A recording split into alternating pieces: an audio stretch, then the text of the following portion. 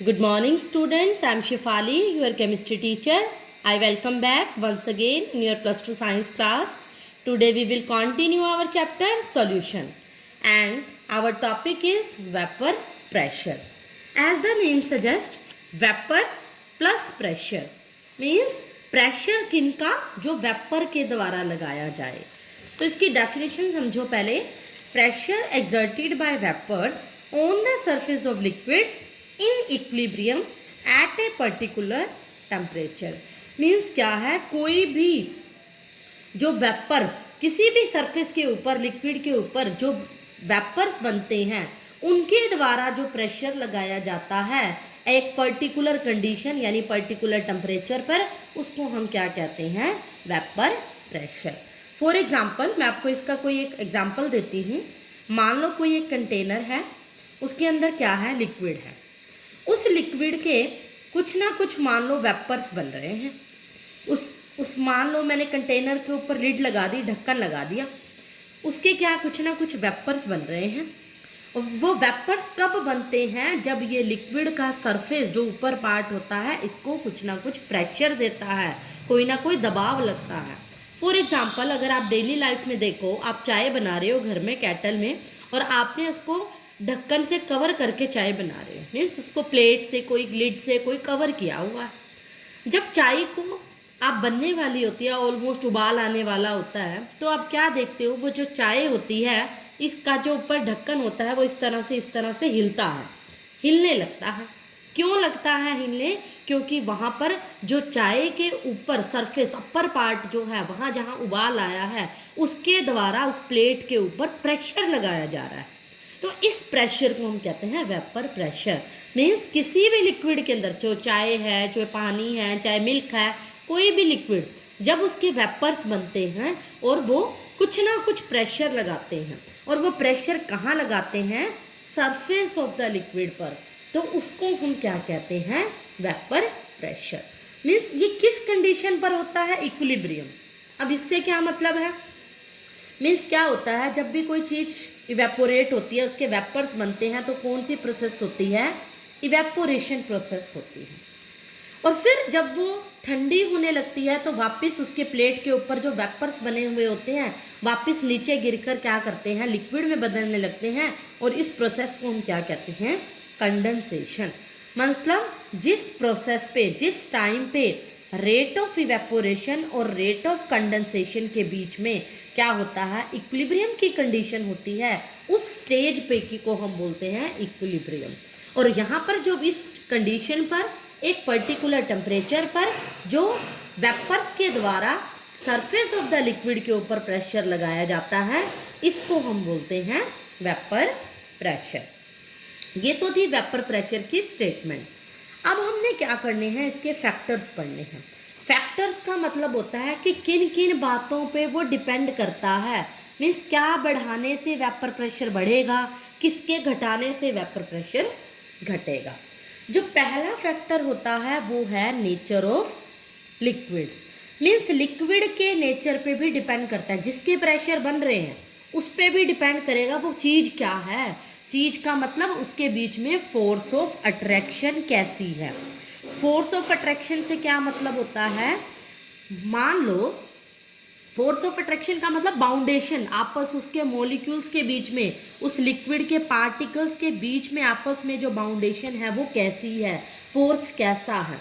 अगर तो force of attraction क्या है, वीक है, फोर्स ऑफ अट्रैक्शन किसी भी लिक्विड की वीक है, मीन्स मॉलिक्यूल्स उसके क्या हैं, दूर दूर है, फोर्स ऑफ अट्रैक्शन वीक है, तो क्या करूँगी, जैसे ही मैं इसको हीट करूँगी उसी टाइम इसके वेपर्स बन जाएंगे।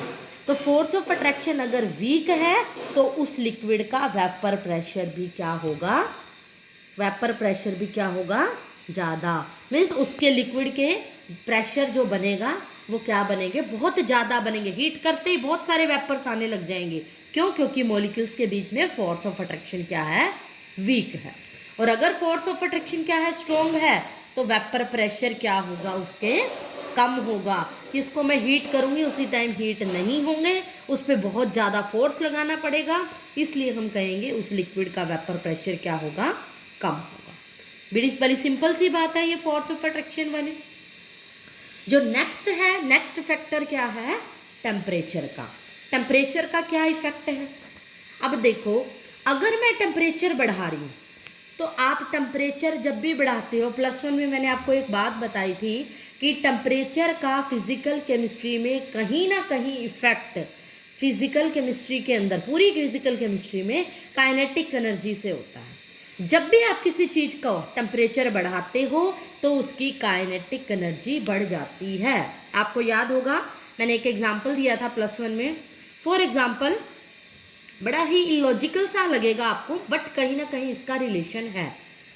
अगर मैं किसी को थप्पड़ मारूंगी, हीट दूंगी, हीट एनर्जी लगेगी, गर्म होगा उसका फेस, मीन्स टेम्परेचर बढ़ेगा। टेम्परेचर बढ़ा तो वो पर्सन क्या करेगा, फट से भागने लगेगा, भागेगा, मोशन आएगा, काइनेटिक एनर्जी बढ़ेगी। या फिर एक ये एग्जांपल लो, आपने किसी गरम गरम बीकर को, बर्तन को हाथ लगा दिया, टेम्परेचर लगा, तो आप फट से हाथ क्या करोगे, पीछे करोगे। हाथ पीछे करना मतलब मोशन आना हाथ में, काइनेटिक एनर्जी का बढ़ना। मीन्स टेम्परेचर आप जब भी बढ़ाते हो किसी लिक्विड का, किसी भी चीज़ का, तो ऑटोमेटिक काइनेटिक एनर्जी बढ़ने लगती है। अगर मैंने किसी लिक्विड का टेम्परेचर बढ़ा दिया, उसमें काइनेटिक एनर्जी आने लग गई, मीन्स मॉलिक्यूल्स के बीच में मोशन आने लग गई, मॉलिक्यूल्स भागने लग गए, मोशंस आए, भागे, तो मतलब उसके अंदर प्रेशर ज़्यादा लगा, वेपर्स ज़्यादा बने, तो इसका हम वेपर प्रेशर भी क्या होगा, ज़्यादा।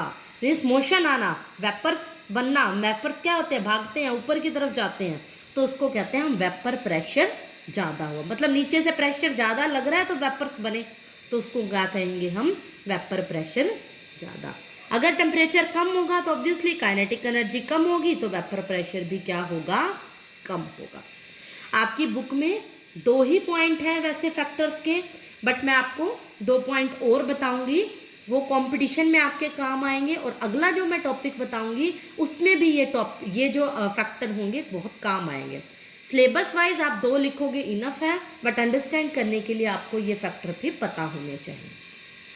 थर्ड जो इफेक्ट होता है बॉइलिंग पॉइंट का, ये इसी से रिलेटेड है। अगर आपको टेम्परेचर समझ आ गया तो बॉइलिंग पॉइंट भी आ जाना चाहिए। देखो, किसी भी चीज़ का अगर बॉइलिंग पॉइंट कौन सा टेम्परेचर होता है, आपने 9, 10, +1 में ये डेफिनेशंस पढ़ी है। वो टेम्परेचर जिस पर कोई भी लिक्विड बॉईल होना स्टार्ट हो जाए। बॉईल कब स्टार्ट जल्दी होगा, अगर देखो मैं कह रही हूँ कि बॉइलिंग पॉइंट उसका क्या है, कम है। कम है मतलब बहुत जल्दी बॉईल हो गया ना, बहुत ज़्यादा उसको टाइम नहीं लगा बॉईल करने के लिए, ज़्यादा टेम्परेचर की ज़रूरत नहीं हुई। ज़्यादा टेम्परेचर की ज़रूरत नहीं हुई तो उसके वेपर्स भी क्या जल्दी बनेंगे, क्योंकि उसको ज़्यादा टाइम नहीं लग रहा बनने में। अगर बॉइलिंग पॉइंट कम है तो वेपर प्रेशर क्या होगा, ज़्यादा, क्योंकि मैंने आपको बताया pressure exerted by the vapours. Vapours कब बनेंगे, जब नीचे से प्रेशर जितना जल्दी लगेगा।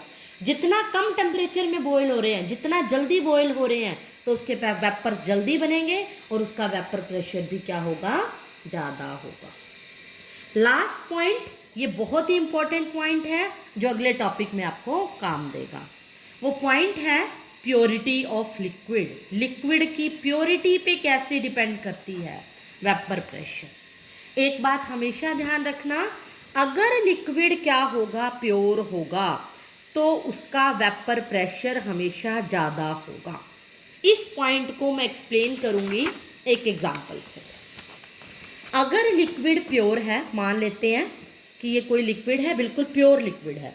प्योर का मतलब क्या है, इसके अंदर इसी लिक्विड के पार्टिकल्स हैं। वेपर्स मुझे पता है सरफेस के ऊपर लगता है हमेशा, मान लिया ये सरफेस है लिक्विड का और ये इस लिक्विड के पार्टिकल्स हैं। क्लियर। अब मान लो ये लिक्विड क्या है, प्योर है। अब प्योर है तो मतलब क्या है, इसके अंदर कोई मिलावट नहीं है। मान लो ये ए लिक्विड है, ए लिक्विड के ही पार्टिकल्स आपको देखने को मिलेंगे। ए लिक्विड के पार्टिकल्स हैं, इसका प्रेशर क्या होगा, जैसे ही मैं हीट करूँगी प्रेशर लगेगा और जल्दी से क्या होंगे, इसके वेपर्स बन जाएंगे, क्योंकि इसमें कोई भी क्या है, मिलावट नहीं है। अगर मान लो दूसरी तरफ इसी लिक्विड के अंदर मैंने एक और तरह का लिक्विड भी मिला दिया, यानी A+B कर दिया, तो मॉलिक्यूल्स जो होंगे सरफेस के ऊपर 2 तरह के मॉलिक्यूल्स होंगे, कुछ A के होंगे और कुछ B के होंगे। ये A और B को मैंने डॉटेड सर्कल और विदाउट डॉटेड से रिप्रेजेंट किया है। मतलब दो तरह के लिक्विड पार्टिकल्स हैं। अब सरफेस के ऊपर उतने ज़्यादा ए के पार्टिकल नहीं हुए जितने कि केस फर्स्ट में थे, एग्जाम्पल फर्स्ट में थे। एग्जाम्पल 2 में जो पार्टिकल्स हैं लिक्विड ए के कम हो गए। अगर पार्टिकल्स कम हैं तो इट मीन्स पार्टिकल्स ज़्यादा होना ही वेपर प्रेशर होता है, वेपर्स का ज़्यादा होता है। और वेपर्स ज़्यादा कब होते हैं? जब उसका प्रेशर ज़्यादा होता है। तो इट मीन्स वेपर्स अगर ज़्यादा है तो प्रेशर ज़्यादा है, तो मीन्स पार्टिकल्स अगर कम है तो उसका वेपर प्रेशर भी कम है। यहाँ पर पार्टिकल्स के वेपर प्रेशर क्या होंगे? कम होंगे। और प्योर केस में पार्टिकल्स का वेपर प्रेशर क्या होगा? ज़्यादा होगा। तो ये पॉइंट प्योरिटी कैसे डिपेंड करती है? जितना ज़्यादा लिक्विड प्योर होगा उसके वेपर प्रेशर भी उतने ही ज़्यादा होंगे। अगर जब मैं इसमें कोई चीज़ मिलावट करूँगी तो उसका वेपर प्रेशर कम होगा। अगला टॉपिक इसी पॉइंट से रिलेटेड है, तो इसको आपने अच्छे से रीड करना है, अच्छे से अंडरस्टैंड करना है। Thank you so much. That's all for today.